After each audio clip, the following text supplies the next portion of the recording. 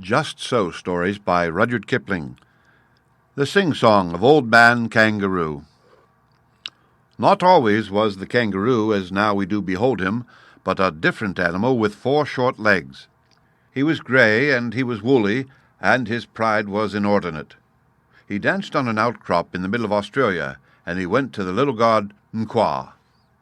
He went to Nqa at 6 before breakfast, saying, "Make me different from all other animals by 5 this afternoon." Up jumped Nqa from his seat on the sand flat and shouted, "Go away." He was grey and he was woolly, and his pride was inordinate. He danced on a rock ledge in the middle of Australia, and he went to the Little God Nqa. He went to Nqa at 8 after breakfast, saying, "Make me different from all other animals. Make me also wonderfully popular by 5 this afternoon." Up jumped Nqa from his burrow in the spinifex and shouted, "Go away." He was grey and he was woolly, and his pride was inordinate. He danced on a sandbank in the middle of Australia, and he went to the big god Nqa. He went to Nqa at 10 before dinner time, saying, "Make me different from all other animals, make me popular and wonderfully run after by 5 this afternoon." Up jumped Nqa from his bath in the salt pan and shouted, "Yes, I will." Nqa called Dingo, Yellow Dog Dingo, always hungry, dusty in the sunshine, and showed him Kangaroo. Nqa said, "Dingo, wake up, Dingo. Do you see that gentleman dancing on an ash pit? He wants to be popular and very truly run after. Dingo, make him so." Up jumped Dingo, Yellow Dog Dingo, and said, "What? That cat-rabbit?" Off ran Dingo, Yellow Dog Dingo, always hungry, grinning like a coal scuttle, ran after Kangaroo. Off went the proud Kangaroo on his 4 little legs like a bunny. This, O beloved of mine, ends the first part of the tale. He ran through the desert, he ran through the mountains, he ran through the salt pans, he ran through the reed beds, and he ran through the blue gums, he ran through the spinifex, he ran till his front legs ached. He had to. Still ran Dingo, Yellow Dog Dingo, always hungry, grinning like a rat trap, never getting nearer, never getting farther, ran after Kangaroo. He had to. Still ran Kangaroo, Old Man Kangaroo. He ran through the tea trees, he ran through the mulga, he ran through the long grass, he ran through the short grass, he ran through the tropics of Capricorn and Cancer. He ran till his hind legs ached. He had to. Still ran Dingo, Yellow Dog Dingo, hungrier and hungrier, grinning like a horse collar, never getting nearer, never getting farther, and they came to the Wollongong River. Now there wasn't any bridge, and there wasn't any ferry boat, and Kangaroo didn't know how to get over, so he stood on his legs and hopped.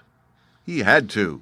He hopped through the flinders, he hopped through the cinders, he hopped through the deserts in the middle of Australia. He hopped like a kangaroo. First he hopped 1 yard, then he hopped 3 yards, then he hopped 5 yards, his legs growing stronger, his legs growing longer. He hadn't any time for rest or refreshment, and he wanted them very much. Still ran Dingo, Yellow Dog Dingo, very much bewildered, very much hungry, and wondering what in the world or out of it made Old Man Kangaroo hop.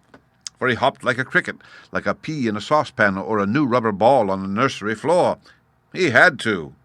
He tucked up his front legs, he hopped on his hind legs, he stuck out his tail for a balance weight behind him, and he hopped through the Darling Downs. He had to. Still ran Dingo, tired Dog Dingo, hungrier and hungrier, very much bewildered, and wondering when in the world or out of it would Old Man Kangaroo stop. Then came Nqa from his bath in the salt pans and said, "It's 5 o'clock." Down sat Dingo, poor Dog Dingo, always hungry, dusky in the sunshine, hung out his tongue and howled. Down sat Kangaroo. Old Man Kangaroo stuck out his tail like a milking stool behind him and said, "Thank goodness that's finished." Then said Nqa, who was always a gentleman, "Why aren't you grateful to Yellow Dog Dingo? Why don't you thank him for all he has done for you?" Then said Kangaroo, tired old Kangaroo, "He's chased me out of the homes of my childhood. He's chased me out of my regular meal times. He's altered my shape so I'll never get it back, and he's played Old Scratch with my legs." Then said Nqa, "Perhaps I'm mistaken, but Didn't you ask me to make you different from all other animals, as well as to make you very truly sought after, and now it is 5 o'clock?" "Yes," said Kangaroo, "I wish that I hadn't. I thought you would do it by charms and incantations, but this is a practical joke." "Joke," said Nquong from his bath in the blue gums. "Say that again, and I'll whistle up Dingo and run your hind legs off." "No," said the Kangaroo, "I must apologize. Legs are legs, and you needn't alter 'em so far as I'm concerned. I only meant to explain to your lordliness that I've had nothing to eat since this morning, and I'm very empty indeed." "Yes," said Dingo, Yellow Dog Dingo, "I am just in the same situation. I've made him different from all other animals, but what may I have for my tea?" Then said Nquong from his bath in the salt pan, "Come and ask me about it tomorrow, because I'm going to wash." So they were left in the middle of Australia, Old Man Kangaroo and Yellow Dog Dingo, and each said, "That's your fault." The end.